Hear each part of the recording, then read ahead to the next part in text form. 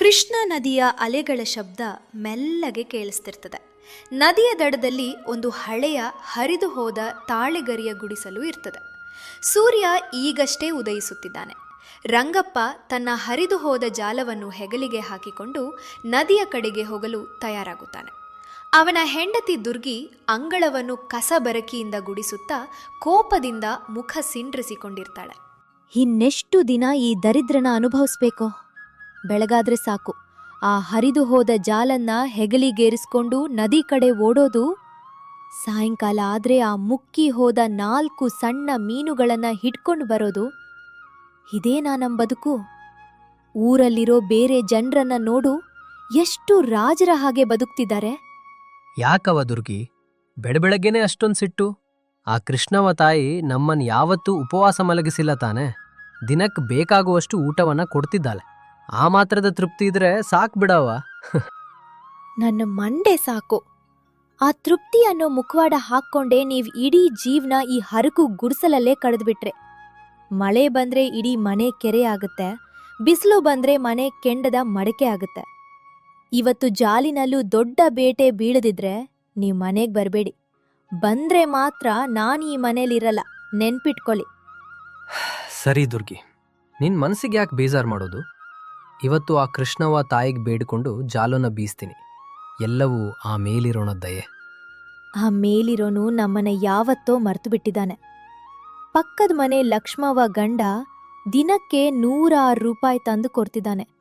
ನೀವು ಮಾತ್ರ ದೇವರ ದಯೆ ಅಂದುಕೊಂಡು ಕಾಲ ಕಳೆತಿದ್ದೀರಿ. ಇವತ್ತು ಖಾಲಿ ಕೈಯಲ್ಲಿ ಬಂದ್ರೆ ಮನೇಲಿ ಒಲೆ ಉರಿಯಲ್ಲ, ನೆನ್ಪಿರ್ಲಿ. ನಮ್ ಹೊಟ್ಟೆ ಹಸಿಯುವಾಗ ಆ ದೇವ್ರು ಬಂದು ಅನ್ನ ಕೊಡಲ್ಲ. ಹಾಗನ್ಬೇಡ ದುರ್ಗಿ, ಕಷ್ಟಪಡೋದು ನಮ್ ಕೆಲ್ಸ, ಫಲ ಕೊಡೋದು ಆ ಕೃಷ್ಣವ ತಾಯಿ ಕೈಯಲ್ಲಿದೆ. ಸರಿ, ನೀನ್ ಹೇಳಿದ ಮಾತಿಗಾಗಿಯಾದ್ರೂ ಇವತ್ತು ಇನ್ನೂ ಹೆಚ್ಚು ಗಮನವಿಟ್ಟು ಮೀನು ಹಿಡ್ತೀನಿ. ಮನಸ್ಸು ನೋಯಿಸೋ ಹಾಗೆ ಮಾತಾಡ್ಬೇಡ, ಸ್ವಲ್ಪ ಶಾಂತಿಯಾಗು.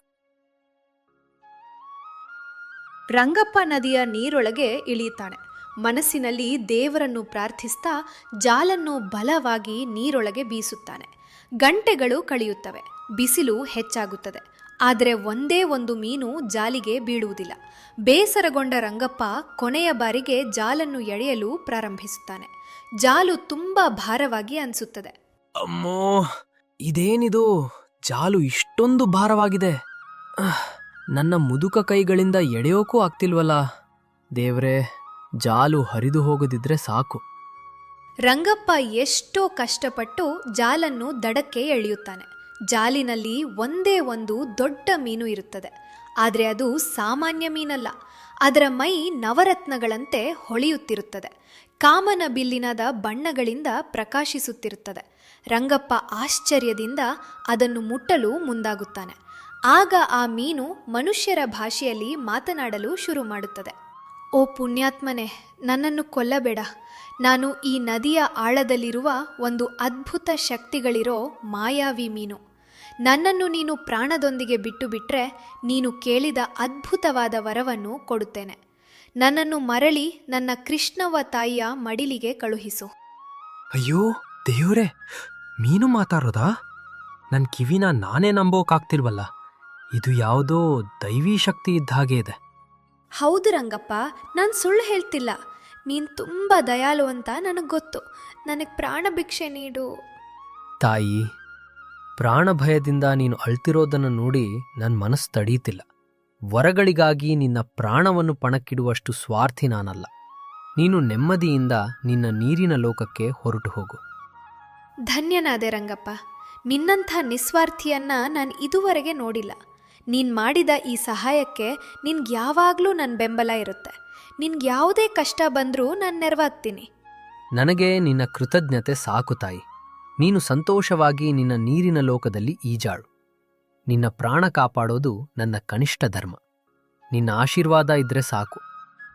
ರಂಗಪ್ಪ ಆ ರತ್ನದ ಮೀನನ್ನ ಎಷ್ಟೋ ಜಾಗರೂಕತೆಯಿಂದ 2 ಕೈಗಳಲ್ಲಿ ತೆಗೆದುಕೊಂಡು ನದಿಯ ನೀರಿನಲ್ಲಿ ಬಿಡುತ್ತಾನೆ.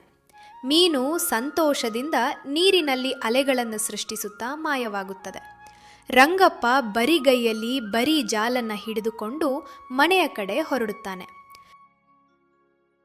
ರಂಗಪ್ಪ ಖಾಲಿ ಕೈಯಲ್ಲಿ ಬರುವುದನ್ನು ನೋಡಿ ದುರ್ಗಿ ರಂಪರಾಮಾಯಣ ಮಾಡುತ್ತಾಳೆ. ಅವಳ ಮುಖ ಕೋಪದಿಂದ ಕೆಂಪಗಾಗಿರುತ್ತದೆ. ಬನ್ನಿ ಬನ್ನಿ ಮಹಾರಾಜರೇ, ಬನ್ನಿ. ಕೈಯಲ್ಲಿ ಕನಿಷ್ಠ ಒಂದು ಸಣ್ಣ ಮೀನೂ ಇಲ್ಲ. ಇವತ್ತು ನಮ್ಮ ಮನೆಯಲ್ಲಿ ಒಲೆ ಉರಿಯಲ್ಲ ಅಂತಾನೆ ಅರ್ಥನಾ? ನಿಮ್ಮನ್ನು ನಂಬಿಕೊಂಡ್ರೆ ನಡು ರಸ್ತೆಯಲ್ಲಿ ನಿಲ್ಬೇಕಾಗುತ್ತೆ. ದುರ್ಗಿ, ಕೋಪ ಮಾಡ್ಕೋಬೇಡ. ಇವತ್ತು ನದಿಯಲ್ಲಿ ಒಂದು ವಿಚಿತ್ರ ಘಟನೆ ನಡೆಯಿತು. ನನ್ನ ಜಾಲಿನಲ್ಲಿ ಒಂದು ಮಾಯಾವಿ ಮೀನು ಬಿತ್ತು. ಅದು ನವರತ್ನಗಳಂತೆ ಹೊಳಿತಾ ನನ್ನ ಜೊತೆ ಮಾತಾಡಿತು. ತನಗೆ ಪ್ರಾಣ ಭಿಕ್ಷೆ ಕೊಟ್ರೆ ಯಾವ ವರ ಬೇಕಾದ್ರೂ ಕೊಡ್ತೀನಿ ಅಂದಿತು. ಆದರೆ ಅದರ ಪ್ರಾಣ ಭಯ ನೋಡಿ ಜಾಲಿಯಿಂದ ನಾನದನ್ನ ಮರಳಿ ನೀರಿಗೆ ಬಿಟ್ಟು ಬಂದೆ. ಏನಂದ? ಮಾತಾಡೋ ಮೀನನ್ನ ವರ ಕೊಡುವ ದೇವತೆನ ಬಿಟ್ಟು ಬಂದ್ರಾ? ನಿಮ್ಮಷ್ಟು ಮೂರ್ಖ ಈ ಪ್ರಪಂಚದಲ್ಲೇ ಇರಲ್ಲ.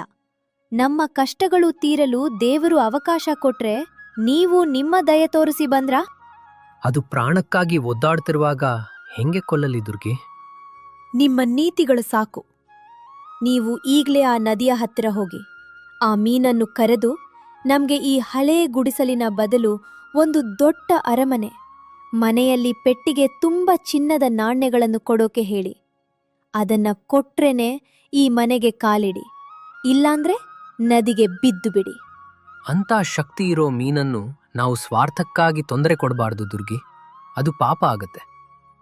ದೇವರು ಕೊಟ್ಟ ಜೀವನವನ್ನು ನೆಮ್ಮದಿಯಿಂದ ಬಾಳದೆ ಈ ದುರಾಶೆ ಯಾಕೆ?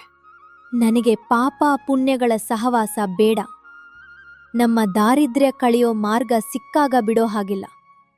ನೀವು ಹೋಗ್ತೀರಾ ಅಥವಾ ನನ್ನನ್ನ ನದಿಗೆ ಬೀಳೋಕೆ ಹೇಳ್ತೀರಾ? ತೇಲ್ಸಿಬಿಡಿ. ಹೆಂಡತಿಯ ಕಾಟ ತಡೆಯಲಾರದೆ ರಂಗಪ್ಪ ಮತ್ತೆ ನದಿಯ ದಡಕ್ಕೆ ಬರ್ತಾನೆ. ನದಿಯ ಕಡೆ ನೋಡ್ತಾ ಬೇಸರದಿಂದ ಕರೆಯುತ್ತಾನೆ. ಓ ಮಾಯಾವಿ ಮೀನು ತಾಯಿ, ನನ್ನ ಹೆಂಡತಿ ನನ್ನ ಮೇಲೆ ತುಂಬ ಕೋಪಗೊಂಡಿದ್ದಾಳೆ. ನನ್ನನ್ನು ಕ್ಷಮಿಸಿ, ಒಂದು ಬಾರಿ ಮೇಲೆ ಬಾ ತಾಯಿ. ನದಿಯಲ್ಲಿ ದೊಡ್ಡ ಅಲೆಗಳು ಬರ್ತವೆ. ಆ ರತ್ನದ ಮೀನು ನೀರಿನ ಮೇಲೆ ತೇಲಿ ಬರ್ತದೆ. ಹೇಳು ರಂಗಪ್ಪ, ನಿನ್ನ ದಯೆಯನ್ನು ನಾನು ಮರೆತಿಲ್ಲ. ನಿನಗೆ ಏನು ಬೇಕೋ ಕೇಳಿಕೋ. ತಾಯಿ, ನನ್ನ ಹೆಂಡತಿ ದುರ್ಗಿಗೆ ಈ ಸಣ್ಣ ಗುಡಿಸಲಿನಲ್ಲಿ ಇರೋಕೆ ಇಷ್ಟಿಲ್ಲ. ನಮಗೆ ಒಂದು ದೊಡ್ಡ ಅರಮನೆ ಮತ್ತು ಸಾಕಷ್ಟು ಸಂಪತ್ತು ಬೇಕು ಎಂದು ಹಠ ಹಿಡಿದಿದ್ದಾಳೆ. ದಯವಿಟ್ಟು ನನ್ನ ಸಂಸಾರವನ್ನು ಉಳಿಸು. ರಂಗಪ್ಪ, ನೀನು ಎಷ್ಟೋ ಒಳ್ಳೆಯವನು. ನಿನ್ನ ಹೆಂಡತಿಯ ಆಸೆ ಈಡೇರುತ್ತೆ. ನೀನು ಮನೆಗೆ ಹೋಗು. ಅಲ್ಲಿ ನಿನ್ನ ಹಳೇ ಮನೆ ಇರಲ್ಲ. ನೀನು ತುಂಬ ದಯಾಳು ತಾಯಿ. ನನ್ನಿಂದ ನಿನಗೆ ತೊಂದರೆಯಾಗಿದ್ದಕ್ಕೆ ನನ್ನನ್ನು ಕ್ಷಮಿಸು. ನಿನ್ನ ಉಪಕಾರವನ್ನು ಜನ್ಮ ಜನ್ಮಕ್ಕೂ ಮರೆಯಲ್ಲ. ಪರವಾಗಿಲ್ಲ ರಂಗಪ್ಪ, ಆದರೆ ಒಂದು ಮಾತು ನೆನಪಿರಲಿ. ಸಂಪತ್ತಿನ ಜೊತೆಗೆ ತೃಪ್ತಿಯೂ ಇದ್ರೇನೆ ಜೀವನ ಆನಂದವಾಗಿರುತ್ತೆ. ಸಂತೋಷದಿಂದ ಹೋಗಿ ಬಾ. ಆ ಸಂಪತ್ತು ನಿಮ್ಮಲ್ಲಿ ಬದಲಾವಣೆ ತರುತ್ತೆ ಅಂತ ನಂಬಿದ್ದೀನಿ. ರಂಗಪ್ಪ ಹಳ್ಳಿಗೆ ಮರಳಿ ಬರುವಷ್ಟರಲ್ಲಿ ಅವನ ಹಳೆಯ ಗುಡಿಸಲಿನ ಜಾಗದಲ್ಲಿ ಒಂದು ದೊಡ್ಡ ಅರಮನೆ ನಿರ್ಮಾಣವಾಗಿರುತ್ತದೆ. ಆಳು ಕಾಳುಗಳು ಅಲ್ಲಿ ಇಲ್ಲಿ ಓಡಾಡ್ತಿರ್ತಾರೆ. ದುರ್ಗಿ ರೇಷ್ಮೆ ಸೀರೆ ಉಟ್ಕೊಂಡು ಮೈ ತುಂಬ ಚಿನ್ನದ ಒಡವೆಗಳಿಂದ ಅಲಂಕರಿಸಿಕೊಂಡು ಗಾಂಭೀರ್ಯದಿಂದ ಸಿಂಹಾಸನದಂತಹ ಕುರ್ಚಿಯಲ್ಲಿ ಕುಳಿತಿರ್ತಾಳೆ. ಅಮ್ಮೋ, ಎಂಥ ದೊಡ್ಡ ಅರಮನೆ! ದುರ್ಗಿ, ನೋಡಿದ್ಯಾ ಆ ಮೀನು ಎಷ್ಟು ದೊಡ್ಡದೋ? ನಮಗ್ ಬೇಕಾದ್ದನ್ನೆಲ್ಲ ಕೊಟ್ಟಿದೆ. ಇನ್ನಾದ್ರೂ ನಾವು ನೆಮ್ಮದಿಯಿಂದ ಸಂತೋಷವಾಗಿ ಇರೋಣ. ನೆಮ್ಮದಿಯಿಂದ ಇರೋದಾ? ಈ ಸಣ್ಣ ಅರಮನೆ ಸ್ವಲ್ಪ ಚಿನ್ನ ನೋಡಿ ಸಂಭ್ರಮಿಸ್ಬೇಕಾ? ನಾನೀಗಷ್ಟೇ ಗಮನಿಸ್ದೆ, ಈ ಊರಿನ ಪ್ರೆಸಿಡೆಂಟ್ ಹೆಂಡತಿ ನನಗಿಂತ ದರ್ಪದಿಂದ ತಿರುಗಾಡ್ತಿದ್ದಾಳೆ. ನನ್ನನ್ನು ನೋಡಿ ಯಾರೂ ತಲೆ ಬಗ್ಗಿಸಿ ನಮಸ್ಕಾರ ಮಾಡ್ತಿಲ್ಲ. ಇವಾಗ ಮತ್ತೆ ನಿನ್ಗೇನ್ ಕಡಿಮೆ ಆಗಿದೆ ದುರ್ಗಿ? ಇರೋದ್ರಲ್ಲೇ ತೃಪ್ತಿ ಪಡಬೇಕು ತಾನೆ? ನನಗೀ ಸಣ್ಣ ಊರಲ್ಲ, ಇಡೀ ರಾಜ್ಯಕ್ಕೆ ನಾನೇ ಮಹಾರಾಣಿ ಆಗ್ಬೇಕು. ರಾಜರು ಮಂತ್ರಿಗಳು ನನ್ನ ಕಾಲು ಕೆಳಗೆ ಸಾಷ್ಟಾಂಗ ನಮಸ್ಕಾರ ಮಾಡಬೇಕು. ಅಷ್ಟೇ ಅಲ್ಲ, ಆ ಸೂರ್ಯ ಚಂದ್ರರು ಕೂಡ ನನ್ನ ಆಜ್ಞೆಯಂತೆಯೇ ಹುಟ್ಟಬೇಕು, ಮುಳುಗಬೇಕು. ಆ ಪ್ರಕೃತಿಯು ನನ್ನ ಮುಷ್ಟಿಯಲ್ಲಿ ಇರಬೇಕು. ಶಿವ ಶಿವ, ಎಂಥ ಘೋರವಾದ ಮಾತುಗಳನ್ನಾಡ್ತಿದ್ಯಾ ದುರ್ಗಿ. ಮನುಷ್ಯರ ಮೇಲೆ ಅಧಿಕಾರ ಕೇಳೋದು ಒಂದು ಲೆಕ್ಕ, ಆದರೆ ಪ್ರಕೃತಿಯನ್ನ, ಸೃಷ್ಟಿಯನ್ನ ಆಳಬೇಕು ಅಂದುಕೊಳ್ಳೋದು ಮಹಾಪಾಪ. ಆ ಮೀನನ್ನು ನಾವು ಗೌರವಿಸಬೇಕು, ಆದರೆ ಹೀಗೆ ಆಜ್ಞಾಪಿಸಬಾರ್ದು. ವಿನಾಶವಾಗಿ ಹೋಗ್ತೀವಿ. ನನಗೆ ಆ ನೀತಿ ಮಾತುಗಳು ಬೇಡ. ನೀನ್ ಹೋಗ್ತೀಯಾ ಇಲ್ಲ ನಿನ್ನನ್ನ ಸೆರೆಮನೆಗೆ ಹಾಕಿಸ್ಬೇಕಾ? ಇವಾಗ್ಲೇ ಹೋಗಿ ಆ ಮೀನಿಗೆ ನನ್ನ ಆಜ್ಞೆ ಅಂತ ಹೇಳು. ನಾನು ಈ ಸೃಷ್ಟಿಯನ್ನ ಆಳುವ ಮಹಾರಾಣಿಯಾಗ್ಬೇಕು. ದುರ್ಗಿ, ಅಹಂಕಾರದಿಂದ ಕಣ್ಣು ಮುಚ್ಚಿ ಹೋಗಿ ವಿನಾಶವನ್ನು ತಂದುಕೊಳ್ಳಬೇಡ. ಈ ಸಂಪತ್ತನ್ನು ನೋಡಿ ಸಂತೋಷಪಡು. ಅಷ್ಟೇ ಹೊರತು ದೇವರಿಗಿಂತ ಮಿಗಿಲಾಗೋಕೆ ನೋಡಬೇಡ. ಇವಾಗಿನಾದರೂ ಕಣ್ಣು ತೆರೆ. ಸಾಕು ನಿನ್ನ ಪುರಾಣ. ನನ್ನ ಆಜ್ಞೆಯನ್ನು ನಡೆಸದಿದ್ರೆ ನಿನ್ನನ್ನು ಈ ಕ್ಷಣವೇ ಅರಮನೆಯಿಂದ ಹೊರಹಾಕ್ತೀನಿ. ಹೋಗು. ಆ ಮೀನಿಗೆ ನನ್ನ ಆಸೆಯನ್ನು ಇವಾಗ್ಲೇ ಈಡೇರ್ಸೋಕೆ ಹೇಳು. ತಡ ಮಾಡಿದ್ರೆ ಚೆನ್ನಾಗಿರಲ್ಲ. ರಂಗಪ್ಪ ಕಣ್ಣೀರಿನಿಂದ ಭಯದಿಂದ ನಡುಗುತ್ತಾ ನದಿಯ ದಡಕ್ಕೆ ತಲುಪ್ತಾನೆ. ನದಿಯ ವಾತಾವರಣ ಈಗ ಸಂಪೂರ್ಣ ಬದಲಾಗಿದೆ. ಆಕಾಶ ಕಪ್ಪನೆ ಮೋಡಗಳಿಂದ ತುಂಬಿ ಹೋಗಿದೆ. ಗಾಳಿ ವಿಪರೀತವಾಗಿ ಬೀಸುತ್ತಿದೆ. ಮಾಯಾವಿ ಮೀನು ತಾಯಿ, ನನ್ನನ್ನು ಕಾಪಾಡು. ನನ್ನ ಹೆಂಡತಿಗೆ ಹುಚ್ಚು ಹಿಡಿದ ಹಾಗೆ ಮಾತಾಡ್ತಿದ್ದಾಳೆ. ಒಂದು ಬಾರಿ ಹೊರಗೆ ಬಾ ತಾಯಿ. ನದಿಯಲ್ಲಿ ಭಯಾನಕ ಸುಳಿ ಉಂಟಾಗ್ತದೆ. ಮೀನು ತುಂಬ ಕೋಪದಿಂದ ನೀರಿನ ಮೇಲೆ ಬರ್ತದೆ. ಅದರ ಕಣ್ಣುಗಳು ಕೆಂಪಗೆ ಹೊಳೆಯುತ್ತಿರ್ತವೆ. ರಂಗಪ್ಪ, ನಿನ್ನ ಹೆಂಡತಿಗೆ ಇನ್ನು ಏನು ಬೇಕೋ? ಅವಳ ದುರಾಶೆಗೆ ಕೊನೆಯೇ ಇಲ್ವಾ? ತಾಯಿ, ನನ್ನನ್ನು ಕ್ಷಮಿಸು. ನನ್ನ ಹೆಂಡತಿಗೆ ಗರ್ವ ತಲೆಗೇರಿದೆ. ಅವಳು ಇಡೀ ರಾಜ್ಯಕ್ಕೆ ರಾಣಿಯಾಗಬೇಕಂತೆ. ಅಷ್ಟೇ ಅಲ್ಲ, ಸೂರ್ಯ ಚಂದ್ರರು, ಈ ಇಡೀ ಪ್ರಕೃತಿ ಅವಳ ಆಜ್ಞೆಯಂತೆ ನಡೀಬೇಕು ಅಂತ ಆಸೆ ಪಡ್ತಿದ್ದಾಳೆ. ಅಹಂಕಾರ, ಎಂಥ ಮೂರ್ಖತನ! ನಿನ್ನ ಕರುಣೆಯನ್ನು ನೋಡಿ ನಾನು ವರಗಳನ್ನು ಕೊಟ್ಟರೆ ನಿನ್ನ ಹೆಂಡತಿ ನೇರವಾಗಿ ಈ ಸೃಷ್ಟಿಯನ್ನ ದೇವರನ್ನ ಆಳಬೇಕು ಅಂದುಕೊಳ್ತಾಳಾ? ಮನುಷ್ಯ ಜನ್ಮದ ಅವಳಿಗೆ ಅಷ್ಟೊಂದು ಗರ್ವವೇ? ಪ್ರಕೃತಿಯನ್ನ ಎದುರಿಸಲು ನೋಡುವ ಯಾರಿಗಾದರೂ ವಿನಾಶವೇ ಗತಿ. ಕೊಟ್ಟ ವರಗಳನ್ನೆಲ್ಲ ಈ ಕ್ಷಣವೇ ಹಿಂಪಡೆಯುತ್ತಿದ್ದೇನೆ. ನಿಮ್ಮ ಅಹಂಕಾರಕ್ಕೆ ಇದೇ ಸರಿಯಾದ ಶಿಕ್ಷೆ. ತಾಯಿ, ನನ್ನ ಹೆಂಡತಿ ಮಾಡಿದ ತಪ್ಪಿಗೆ ನನ್ನನ್ನು ಶಿಕ್ಷಿಸು. ಆದರೆ ನಮ್ಮ ಮೇಲೆ ನಿನ್ನ ಈ ಕೋಪವನ್ನು ತೋರಿಸಬೇಡ ತಾಯಿ. ಅವಳ ಅಜ್ಞಾನವನ್ನು ಮನ್ನಿಸಿ ನಮ್ಮನ್ನು ಕ್ಷಮಿಸು. ಇಲ್ಲ ರಂಗಪ್ಪ, ಅತಿ ಆಸೆಗೆ ಶಿಕ್ಷೆ ಆಗಲೇಬೇಕು. ಗರ್ವದಿಂದ ಕಣ್ಣು ಕುರುಡಾಗಿರುವ ನಿನ್ನ ಹೆಂಡತಿಗೆ ಬುದ್ಧಿ ಬರಬೇಕಾದರೆ ಇದು ಅನಿವಾರ್ಯ. ಮರಳಿ ನಿನ್ನ ಹಳೇ ಸ್ಥಿತಿಗೆ ತಲುಪು, ಆಗಲೇ ಗರ್ವ ಅಡಗುವುದು. ಮೀನು ಒಮ್ಮೆಗೆ ನೀರಿನೊಳಗೆ ಮುಳುಗಿ ಹೋಗುತ್ತದೆ. ಆಕಾಶದಲ್ಲಿ ಮಿಂಚುಗಳು ಮಿಂಚುತ್ತವೆ. ನದಿ ಮತ್ತೆ ಶಾಂತವಾಗುತ್ತದೆ. ರಂಗಪ್ಪ ತಲೆ ತಗ್ಗಿಸಿ ಅಳುತ್ತಾ ತನ್ನ ಹಳ್ಳಿಗೆ ಮರಳಿ ಬರುತ್ತಾನೆ. ಅಲ್ಲಿ ಅರಮನೆ ಮಾಯವಾಗಿರುತ್ತದೆ. ಹಳೆಯ ಹರಿದು ಹೋದ ತಾಳೆಗರಿಯ ಗುಡಿಸಲು ಮಾತ್ರ ಉಳಿದಿರ್ತದೆ. ಒಡೆದ ಮಡಕೆಗಳು, ಹಳೆಯ ಚಾಪೆ ಚೆಲ್ಲಾಪಿಲ್ಲಿಯಾಗಿರ್ತವೆ. ದುರ್ಗಿ ತನ್ನ ರೇಷ್ಮೆ ಸೀರೆ ಕಳೆದುಕೊಂಡು ಹಳೆ ಹರಿದ ಹತ್ತಿ ಸೀರೆಯುಟ್ಟು ನೆಲದ ಮೇಲೆ ಕುಳಿತು ತಲೆ ಹಿಡಿದು ಅಳುತ್ತಿರ್ತಾಳೆ. ನೋಡಿದ್ಯಾ ದುರ್ಗಿ, ನಿನ್ನ ದುರಾಶೆ ನಿನ್ನನ್ನು ಎಲ್ಲಿಗೆ ತಂದು ನಿಲ್ಲಿಸಿತು ಅಂತ. ದೇವರು ನಮಗೆ ಕೊಟ್ಟಿದ್ದರಲ್ಲಿ ತೃಪ್ತಿ ಪಡೆದೆ ಸೃಷ್ಟಿಯನ್ನೇ ಆಳಬೇಕು ಅಂದುಕೊಂಡೆ. ಫಲಿತಾಂಶ ಇದ್ದದ್ದು ಕೂಡ ಹೊರಟು ಹೋಯಿತು. ರೀ, ನನ್ನನ್ನು ಕ್ಷಮಿಸಿಬಿಡಿ. ನನ್ನ ತಪ್ಪಿನ ಅರಿವು ನನಗಾಗಿದೆ. ಗರ್ವ, ದುರಾಶೆ ಮನುಷ್ಯನನ್ನ ಸರ್ವನಾಶ ಮಾಡುತ್ತೆ ಅಂತ ಇವತ್ತು ನನಗೆ ಅರ್ಥವಾಯ್ತು. ಇರುವುದ್ರಲ್ಲೇ ಸಂತೋಷವಾಗಿ ಬದುಕೋದನ್ನ ಕಲ್ತ್ಕೊಳ್ತೀನಿ. ಈಗಲಾದರೂ ಕಣ್ಣು ತೆರೆದೆಯಲ್ಲ, ಅಷ್ಟೇ ಸಾಕು. ನಡೆ, ಮತ್ತೆ ನಮ್ಮ ಹಳೇ ಜೀವನವನ್ನ ನೆಮ್ಮದಿಯಿಂದ ಕಳೆಯೋಣ. ನನ್ನ ಸ್ವಾರ್ಥದಿಂದ ನಿಮಗೆ ಎಷ್ಟೋ ಅನ್ಯಾಯ ಮಾಡಿದೆ. ಇನ್ಮೇಲೆ ಯಾವತ್ತೂ ವಿಲಾಸಿ ಜೀವನಕ್ಕಾಗಿ ಆಸೆ ಪಡಲ್ಲ. ನಿಮ್ ಜೊತೆ ಕಷ್ಟಪಟ್ಟು ಬದುಕ್ತೀನಿ. ನಾನು ಕಳೆದುಕೊಂಡ ಈ ಕ್ಷಣ ನನ್ನ ಜೀವನಕ್ಕೆ ದೊಡ್ಡ ಪಾಠ ಕಲಿಸಿದೆ. ಹೋಗ್ಲಿ ಬಿಡು ದುರ್ಗಿ, ನಡೆದುದನ್ನ ಒಂದು ಕೆಟ್ಟ ಕನಸು ಅಂದುಕೊಳ್ಳೋಣ. ನಮ್ಮ ಹಳೇ ಗುಡಿಸಲಿಗಿಂತ ನಮಗೆ ನೆಮ್ಮದಿ ಕೊಡುವ ಅರಮನೆ ಇನ್ನೊಂದಿಲ್ಲ. ನಡೆ, ಇವತ್ತಿಗೆ ಸಿಕ್ಕ ಗಂಜಿ ನೀರನ್ನೇ ಕುಡಿದು ತೃಪ್ತಿ ಪಡೋಣ. ನಮ್ಮ ಕಷ್ಟದ ಗಳಿಕೆಯೇ ನಮಗೆ ನಿಜವಾದ ರಕ್ಷೆ. ದುರ್ಗಿ ತನ್ನ ತಪ್ಪು ತಿಳಿದುಕೊಂಡು ಸಿಕ್ಕ ಗಂಜಿ ನೀರನ್ನು ಕುಡಿಯುತ್ತಾ ಗಂಡನೊಂದಿಗೆ ಆ ಸಣ್ಣ ಗುಡಿಸಲಿನಲ್ಲೇ ತೃಪ್ತಿಯಿಂದ ಜೀವಿಸತೊಡಗಿದಳು. ಅತಿ ಆಸೆ ಗತಿಗೇಡು. ಭಗವಂತ ಕೊಟ್ಟಿರುವುದರಲ್ಲೇ ತೃಪ್ತಿ ಪಡದೆ ಅಹಂಕಾರದಿಂದ ಪ್ರಕೃತಿ ಹಾಗೂ ದೇವರಿಗಿಂತ ಮಿಗಿಲಾಗಲು ನೋಡಿದರೆ ಕೊನೆಗೆ ಕೈಯಲ್ಲಿದ್ದದ್ದೂ ಕೂಡ ಕಳೆದುಕೊಳ್ಳಬೇಕಾಗುತ್ತದೆ. ಊರಿನ ಮಧ್ಯಭಾಗದಲ್ಲಿರುವ ಹಳೆಯ ಹೆಂಚಿನ ಮನೆ. ಶಿವಣ್ಣ ಅಗುಳಿಯ ಮೇಲೆ ಕುಳಿತು ದಾರಿಹೋಕರನ್ನು ಕರೆಯುತ್ತಿದ್ದಾನೆ. ಬನ್ನಿ ಸ್ವಾಮಿ, ಬನ್ನಿ. ಬಿಸಿ ಬಿಸಿ ಅನ್ನ, ತುಪ್ಪ ಸಿದ್ಧವಾಗಿದೆ. ನಮ್ಮ ಗೌರಿಯ ಕೈಯಿಂದ ಮಾಡಿದ ಘಮ ಘಮಿಸುವ ಮಲೆನಾಡಿನ ಚಟ್ನಿ ಪುಡಿ, ಮಾವಿನಕಾಯಿ, ಉಪ್ಪಿನಕಾಯಿ ಸವಿಯಲು ಬನ್ನಿ. ಶಿವಣ್ಣ, ಒಳಗಡೆ ಈಗಷ್ಟೇ ಹೊಸ ಅಕ್ಕಿಯನ್ನ ಬಸಿದಿದ್ದೇನೆ. ಅದರ ಸುವಾಸನೆಗೆ ಹಸಿದ ಹೊಟ್ಟೆ ತಣ್ಣಗಾಗುತ್ತಿದೆ. ನಮ್ಮ ಹೋಟೆಲ್ ಅಂದ್ರೆ ಸುಮ್ಮನೆನಾ? ಹೌದು ಬಸಣ್ಣ, ಕಾಸು ಸಂಪಾದನೆ ಮಾಡೋದಕ್ಕಿಂತ ಬರೋ ಗ್ರಾಹಕರು ತೃಪ್ತಿಯಿಂದ ಕೈ ತೊಳೆದುಕೊಂಡು ಹೋಗೋದೇ ನಮಗೆ ಮುಖ್ಯ. ಅಷ್ಟರಲ್ಲಿ ಬಸ್ ಇಳಿದು ಕೈಯಲ್ಲಿ ಕೋಲು ಹಿಡಿದು ರಾಜಮ್ಮಜ್ಜಿ ಬರ್ತಾರೆ. ಲೇ ಶಿವಣ್ಣ, ನಿನ್ನ ಆ ಕರೆ ಕೇಳ್ತಿದ್ರೆ ನಿಮ್ಮ ತಾತನೇ ಕಣ್ಣು ಮುಂದೆ ಬಂದಂತಾಯ್ತು ಕಣೋ. ಅವರೂ ಅಷ್ಟೇ ದಾರಿಯಲ್ಲಿ ಹೋಗುವವರನ್ನು ಅಷ್ಟೇ ಪ್ರೀತಿಯಿಂದ ಕರೆದು ಉಣಬಡಿಸುತ್ತಿದ್ರು. ಅಜ್ಜಿ, ನೀವಾ? ಎಷ್ಟು ವರ್ಷಗಳಾಯ್ತು ನಿಮ್ಮನ್ನು ನೋಡಿ.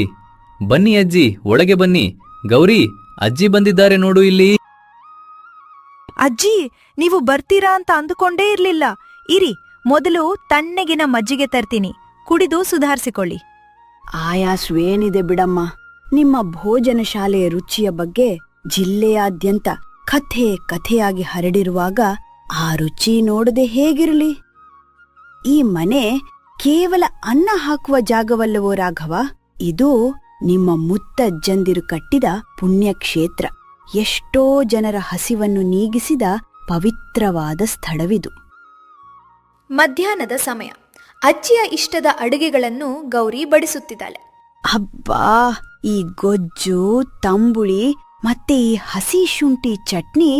ಗೌರಿ, ನಿನ್ನ ಕೈಯಲ್ಲಿ ಏನೋ ಜಾದೂ ಇದೆ. ಅಪ್ಪಟ ನಿಮ್ಮ ಅಮ್ಮನ ಕೈ ರುಚಿಯೇ ಇಲ್ಲಿ ಸಿಕ್ಕಂತಾಯ್ತು ಮಗಳೇ.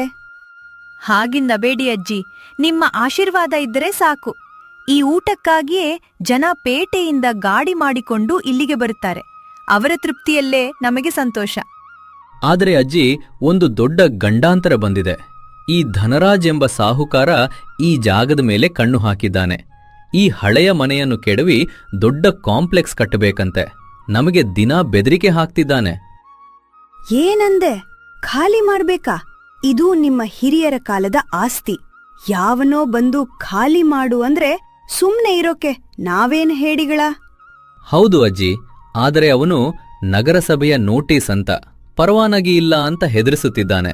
ಅವನ ಹತ್ತಿರ ಹಣದ ಬಲವಿದೆ. ಎಲ್ಲರೂ ಅವನಿಗೆ ಹೆದರುತ್ತಾರೆ. ನೋಡು ಶಿವಣ್ಣ, ಭಯಕ್ಕೆ ಬೆನ್ನು ತೋರಿಸಿದ್ರೆ ಅದು ನಿನ್ನನ್ನ ನುಂಗಿಬಿಡುತ್ತೆ. ಅವನ ಹತ್ರ ಯಾವ ಕಾಗದಿದೆ ಅಂತ ಮೊದಲು ನಾನ್ ನೋಡ್ತೀನಿ. ಈ ಕಣ್ಣುಗಳಿಗೆ ವಯಸ್ಸಾಗಿರ್ಬೋದು, ಆದ್ರೆ ಮೋಸಗಾರರನ್ನ ಗುರ್ತಿಸೋ ಪವರ್ ಇನ್ನೂ ಹೋಗಿಲ್ಲ. ಸಂಜೆ ಸಮಯ. ಧನರಾಜ್ ತನ್ನ ಕಾರ್ನಲ್ಲಿ ಬಂದು ಇಳಿಯುತ್ತಾನೆ. ಏ ಶಿವಣ್ಣ, ಇನ್ನೂ ಈ ಹಳೆಯ ಕೊಟ್ಟಿಗೆಲ್ಲ ಅಡುಗೆ ಮಾಡ್ತಿದ್ಯಾ? ಇದು ನೋಡು, ಮುನ್ಸಿಪಾಲಿಟಿ ಆರ್ಡರ್. ನಿನ್ನ ಅಡುಗೆ ಮನೆ ಗಬ್ಬು ನಾರುತ್ತಿದೆ ಅಂತ ಅಧಿಕಾರಿಗಳು ವರದಿ ಕೊಟ್ಟಿದ್ದಾರೆ. ಕೂಡ್ಲೇ ಖಾಲಿ ಮಾಡು. ಧನರಾಜ್ ಅವರೇ, ನಮ್ಮ ಹೋಟೆಲ್ ಎಷ್ಟು ಸ್ವಚ್ಛವಾಗಿದೆ ಅಂತ ಊರಿನ ಜನಕ್ಕೆಲ್ಲ ಗೊತ್ತು. ಆಪು ನಿನ್ನ ಸೋದಿ. ಇಲ್ಲಿ ಅಡುಗೆ ಮಾಡೋದ್ರಿಂದ ಬೆಂಕಿ ಅಪಾಯ ಇದೆ ಅಂತ ಇಂಜಿನಿಯರ್ ಸಹಿ ಹಾಕಿದ್ದಾರೆ.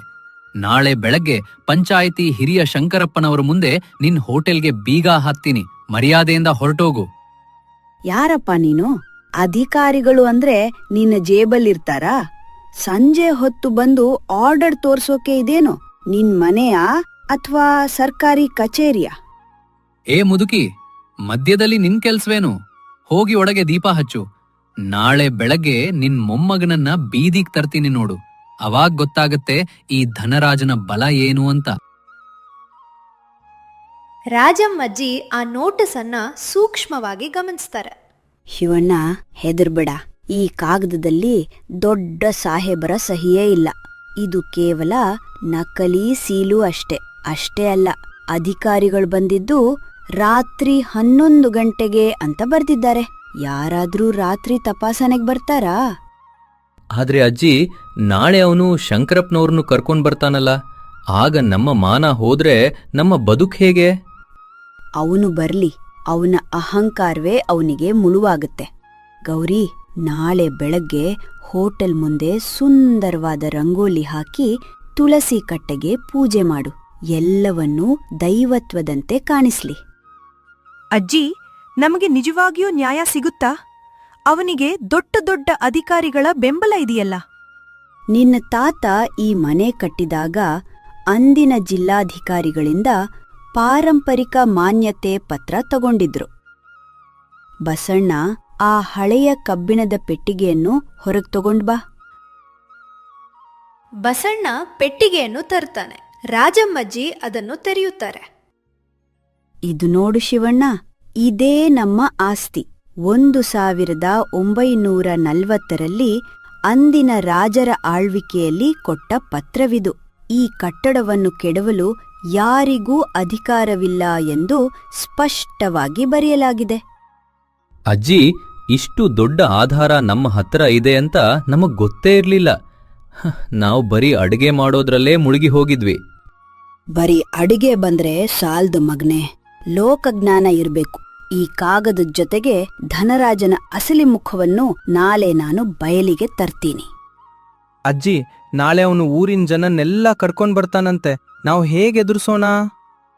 ಅವನು ಬರ್ಲಿ. ಅಷ್ಟ್ರಲ್ಲಿ ನಾನು ಶಂಕರಪ್ಪನವರನ್ನ ಭೇಟಿಯಾಗಿ ಸತ್ಯ ಹೇಳಿ ಬರ್ತೇನೆ. ಅವರು ಧರ್ಮದ ಪರ ಇರುವವರು, ಖಂಡಿತ ನಮಗೆ ನ್ಯಾಯ ಕೊಡಿಸ್ತಾರೆ.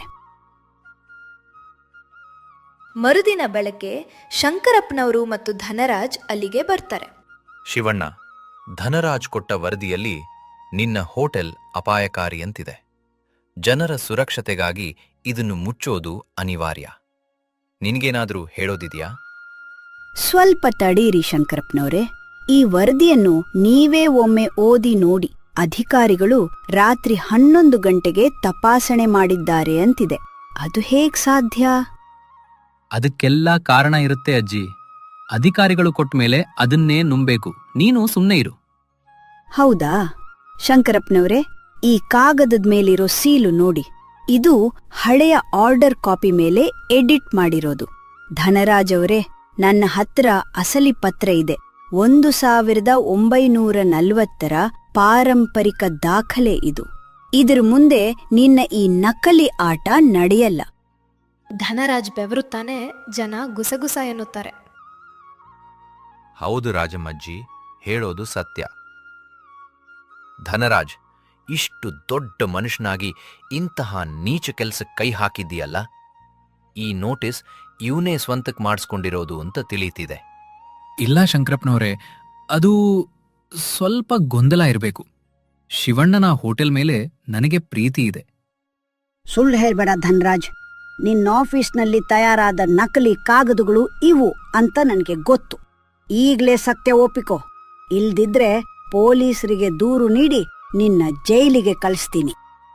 ಬೇಡ ಶಂಕರಪ್ಪನವರೇ, ಕ್ಷಮಿಸಿ. ನಾನೀ ಜಾಗ ಹೊಡೆಯೋಕೆ ಹೀಗೆ ಮಾಡಿದ್ದು ನಿಜ. ನನ್ನಿಂದ ತಪ್ಪಾಯ್ತು. ಇನ್ಮುಂದೆ ಈ ಕಡೆ ತಲೆ ಹಾಕಿ ಮಲಗಲ್ಲ. ಧನರಾಜ್, ಊರಿನ ಜನರ ಹೊಟ್ಟೆ ತುಂಬಿಸುವ ಪವಿತ್ರ ಜಾಗದ ಮೇಲೆ ಕಣ್ಣು ಹಾಕಿದ್ದೀಯಲ್ಲ, ಕೂಡಲೇ ಶಿವಣ್ಣನ ಕಾಲಿಗೆ ಬಿದ್ದು ಕ್ಷಮೆ ಕೇಳು. ಇಲ್ಲದಿದ್ದರೆ ಪಂಚಾಯಿತಿಯಿಂದ ನಿನ್ನನ್ನು ಬಹಿಷ್ಕಾರ ಮಾಡ್ತೀನಿ. ಶಿವಣ್ಣ, ನನ್ನನ್ನು ಕ್ಷಮಿಸಿಬಿಡು. ಆಸ್ತಿ ಆಸೆಗೆ ಕಣ್ಣು ಮಣ್ಣಾಗಿದ್ದು ನಿಜ. ಇನ್ಯಾವತ್ತೂ ಇಂಥ ಕೆಲಸ ಮಾಡಲ್ಲ. ನಿಮ್ಮ ಹಣದ ಅಹಂಕಾರದ ಮುಂದೆ ನನ್ನ ಅಜ್ಜಿಯ ಲೋಕಜ್ಞಾನ ಗೆದ್ದಿದೆ ಧನರಾಜ್ ಅವರೇ. ಇನ್ನಾದರೂ ದುಡ್ಡಿಗಿಂತ ಮನುಷ್ಯತ್ವ ದೊಡ್ಡದು ಅಂತ ತಿಳಿದುಕೊಳ್ಳಿ. ಧನರಾಜ್ ಅವಮಾನಿತನಾಗಿ ತಲೆ ತಗ್ಗಿಸಿ ನಿಂತಿದ್ದಾನೆ. ಊರಿನ ಜನರು ಶಿವಣ್ಣ ಮತ್ತು ರಾಜಮ್ಮಜ್ಜಿಯ ಸುತ್ತ ಸೇರುತ್ತಾರೆ. ನೋಡಿದ್ರ ಜನ್ರೆ, ಇಷ್ಟು ದಿನ ನಮ್ಮ ಹೋಟೆಲ್ ಬಗ್ಗೆ ಅಪಪ್ರಚಾರ ಮಾಡಿದ ಧನರಾಜನ ಅಸಲಿ ಬಣ್ಣ ಬಯಲಾಯಿತು. ನಮ್ಮ ಶಿವಣ್ಣ ಯಾವತ್ತೂ ಯಾರಿಗೂ ಮೋಸ ಮಾಡಿದವನಲ್ಲ. ಹೌದು ಬಸಣ್ಣ, ಇವತ್ತು ನಮಗೆಲ್ಲ ಕಣ್ಣು ತೆರೆಸಿದ್ದು ಈ ರಾಜಮ್ಮಜ್ಜಿ. ಕೇವಲ ಅಡುಗೆ ಮನೆಯಲ್ಲಿ ಮಾತ್ರವಲ್ಲ, ಸಮಾಜದ ಅನ್ಯಾಯದ ವಿರುದ್ಧವೂ ಇವರ ಬುದ್ಧಿ ಚುರುಕಾಗಿದೆ. ಅಜ್ಜಿ, ನೀವು ನಿಜಕ್ಕೂ ಈ ಊರಿನ ಶಕ್ತಿ. ಶಿವಣ್ಣ, ಇಂತಹ ಅಜ್ಜಿಯನ್ನು ಪಡೆದ ನೀನೇ ಪುಣ್ಯವಂತ. ಇಂದಿನ ಕಾಲದಲ್ಲಿ ದಾಖಲೆಗಳನ್ನು ಸಂರಕ್ಷಿಸಿ ಮೋಸಗಾರರನ್ನು ಹೆದರಿಸುವ ಇಂತಹ ಧೈರ್ಯವಂತರು ನಮಗೆ ಬೇಕು. ಧನರಾಜ್, ಈಗಲಾದರೂ ನಿನಗೆ ಬುದ್ಧಿ ಬಂತಲ್ಲ? ಹೌದು ಶಂಕರಪ್ಪನವರೇ, ಅಜ್ಜಿಯ ಮಾತಿನಲ್ಲಿದ್ದ ಸತ್ಯ ನನ್ನ ಅಹಂಕಾರವನ್ನ ಮುರಿದಿದೆ. ಶಿವಣ್ಣ, ಇಂದಿನಿಂದ ನಿನ್ನ ಹೋಟೆಲ್ಗೆ ನನ್ನ ಕಡೆಯಿಂದ ಯಾವುದೇ ತೊಂದರೆ ಇಲ್ಲ. ನೋಡು ಮಗನೇ ಧನರಾಜ್, ಬದುಕಲು ಎಲ್ಲರಿಗೂ ಹಕ್ಕಿದೆ. ಪರರ ಹೊಟ್ಟೆ ಮೇಲೆ ಹೊಡೆದು ನೀನು ಅರಮನೆ ಕಟ್ಟಿದ್ರು ಅಲ್ಲಿ ನಿನಗೆ ನೆಮ್ಮದಿ ಸಿಗಲ್ಲ. ಶಿವಣ್ಣನ ಹೋಟೆಲ್ ಕೇವಲ ವ್ಯಾಪಾರವಲ್ಲ, ಅದು ಈ ಊರಿನ ಪ್ರೀತಿ. ಅದನ್ನು ಉಳಿಸಿಕೊಡುವುದು ನಮ್ಮೆಲ್ಲರ ಜವಾಬ್ದಾರಿ. ಧನರಾಜ್ ಅಲ್ಲಿಂದ ನಿರ್ಗಮಿಸ್ತಾನೆ. ಜನರು ಶಿವಣ್ಣ ಮತ್ತು ಅಜ್ಜಿಯ ಜಯಕಾರ ಮಾಡ್ತಾರೆ. ಎಲ್ಲರೂ ಹೋಟೆಲ್ ಒಳಗೆ ಪ್ರವೇಶಿಸ್ತಾರೆ. ಅಜ್ಜಿ, ನಿಮ್ಮ ಚಾಣಾಕ್ಷತನ ಮತ್ತು ಸಮಯ ಪ್ರಜ್ಞೆ ನಿಜಕ್ಕೂ ಅದ್ಭುತ. ಕೇವಲ ಅಡುಗೆಯ ರುಚಿಯಷ್ಟೇ ಅಲ್ಲ, ಅನ್ಯಾಯದ ವಿರುದ್ಧ ಹೇಗೆ ನಿಲ್ಲಬೇಕು ಅಂತ ಇವತ್ತು ತೋರಿಸಿಕೊಟ್ಟಿರಿ. ನಿಮ್ಮಿಂದಾಗಿ ನಮಗೆ ಈ ಅದ್ಭುತ ಊಟ ಸವಿಯುವ ಭಾಗ್ಯ ಮತ್ತೆ ಸಿಕ್ಕಂತಾಯ್ತು. ಹೌದು ಅಜ್ಜಿ, ನಿನ್ನ ಲೋಕಜ್ಞಾನದ ಮುಂದೆ ಆ ಸಾಹುಕಾರನ ದುರಾಸೆ ಸೋತು ಹೋಯಿತು. ನಮಗೆ ಕೇವಲ ಅಡಿಗೆ ಮಾಡುವುದಷ್ಟೇ ಗೊತ್ತಿತ್ತು, ಆದರೆ ನಮ್ಮ ಹಕ್ಕಿಗಾಗಿ ಹೋರಾಡುವುದನ್ನು ನೀನು ಕಲಿಸಿದೆ. ನೀನು ಇಲ್ಲದಿದ್ದರೆ ನಾವು ಇಷ್ಟೊತ್ತಿಗೆ ಬೀದಿಗೆ ಬೀಳ್ತಿದ್ವಿ ಅಜ್ಜಿ. ಅಜ್ಜಿ, ನಿಮ್ಮ ಈ ಉಪಕಾರಕ್ಕೆ ನಾವು ಕೊಡುವ ಗೌರವವಿದು. ಇನ್ಮುಂದೆ ನಮ್ಮ ಹೋಟೆಲ್ ಹೆಸರು ಬದಲಿಸ್ತೀವಿ. ನಿಮ್ಮ ಹೆಸರಲ್ಲೇ ಇದು ರಾಜಮ್ಮಜ್ಜಿ ಆತಿಥ್ಯ ಭೋಜನ ಶಾಲೆ ಅಂತಲೇ ನಾಮಕರಣ ಮಾಡ್ತೀವಿ. ನಿಮ್ಮ ಆಶೀರ್ವಾದ ಸದಾ ನಮ್ಮ ಮೇಲಿರ್ಲಿ. ಹೆಸರು ಯಾವ್ದಾದ್ರೇನ್ ಮಗಳೇ, ಬಡವ ಬಳ್ಳಿದ ಎನ್ನದೆ ಹಸಿದು ಬಂದವರಿಗೆ ಪ್ರೀತಿಯಿಂದ ಉಣಬಡಿಸು, ಅಷ್ಟೇ ಸಾಕು. ನೋಡು ಶಿವಣ್ಣ, ಧರ್ಮ ನಮ್ಮ ಕಡೆ ಇದ್ರೆ ಯಾವ ಶಕ್ತಿಯೂ ನಮ್ಮನ್ನು ಸೋಲಿಸಲು ಸಾಧ್ಯವಿಲ್ಲ. ಬಸಣ್ಣ, ಯಾಕೆ ಸುಮ್ನೆ ನಿಂತಿದ್ದೀಯಾ? ಗೆದ್ದ ಖುಷಿಗೆ ಬಂದವರಿಗೆಲ್ಲ ಘಮ ಘಮಿಸುವ ಸಿಹಿ ಪಾಯಸ ಬಡಿಸು. ಎಲ್ಲರೂ ಸಂತೋಷದಿಂದ ನಗುತ್ತಾ ಭೋಜನ ಶಾಲೆಯೊಳಗೆ ಹೋಗಿ ಬಿಸಿ ಬಿಸಿ ಅಡುಗೆ ಬಡಿಸುತ್ತಿರಲು ರಾಜಮ್ಮಜ್ಜಿ ಆತಿಥ್ಯ ಭೋಜನ ಶಾಲೆಯು ಹೊಸ ಕಡೆಯಿಂದ ಕಂಗೊಳಿಸುತ್ತದೆ. ಹಿರಿಯರ ಅನುಭವ ಮತ್ತು ಸಮಯ ಪ್ರಜ್ಞೆ ಎಂತಹ ದೊಡ್ಡ ಆಪತ್ತನ್ನಾದರೂ ಎದುರಿಸಬಲ್ಲವು. ಅಧರ್ಮದಿಂದ ಆಸ್ತಿ ಗಳಿಸುವವನಿಗಿಂತ ಅಕ್ಕರೆಯಿಂದ ಅನ್ನ ನೀಡುವವನೇ ಕೊನೆಗೆ ಗೆಲ್ಲುತ್ತಾನೆ. ನಾವು ಧರ್ಮದ ಹಾದಿಯಲ್ಲಿ ನಡೆದರೆ ಯಶಸ್ಸು ನಮ್ಮನ್ನು ಹುಡುಕಿಕೊಂಡು ಬರುತ್ತದೆ.